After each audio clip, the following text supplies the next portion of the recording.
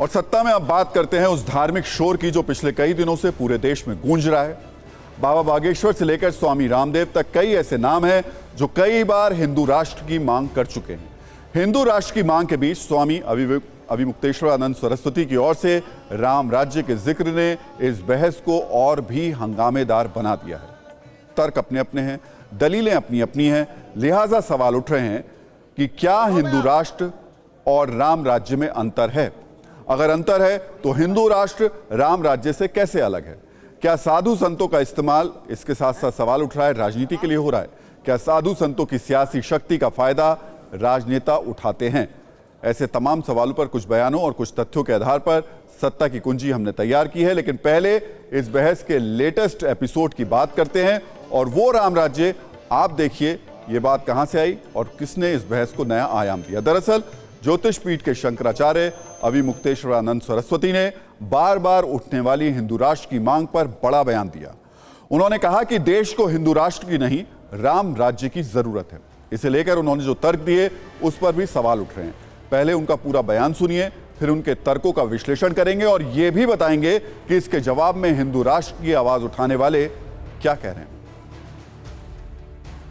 हिंदू राष्ट्र से क्या हम उस लक्ष्य को प्राप्त कर सकेंगे जिस लक्ष्य को हमारे पूर्वजों ने प्राप्त किया था और जिसकी हम सदा से कामना करते हैं?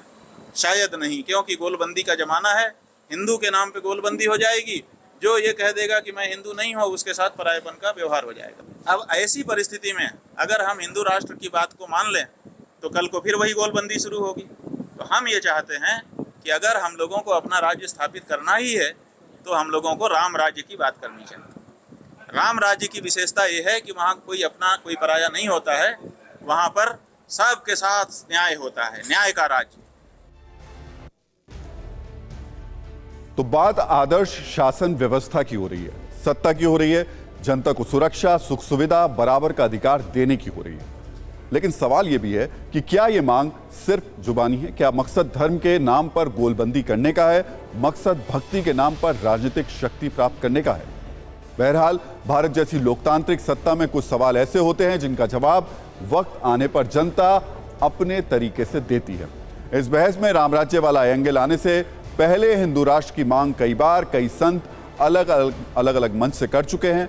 आज की तारीख में अगर आप देखेंगे तो पहला नाम पंडित धीरेन्द्र शास्त्री यानी बाबा बागेश्वर का आएगा, जो मध्य प्रदेश से बिहार तक अपने दरबार में खुलकर हिंदू राष्ट्र की मांग करते चले आ रहे हैं। फिलहाल सनातन मिशन और हिंदू राष्ट्र का एजेंडा लेकर धीरेन्द्र शास्त्री गुजरात पहुंच चुके हैं।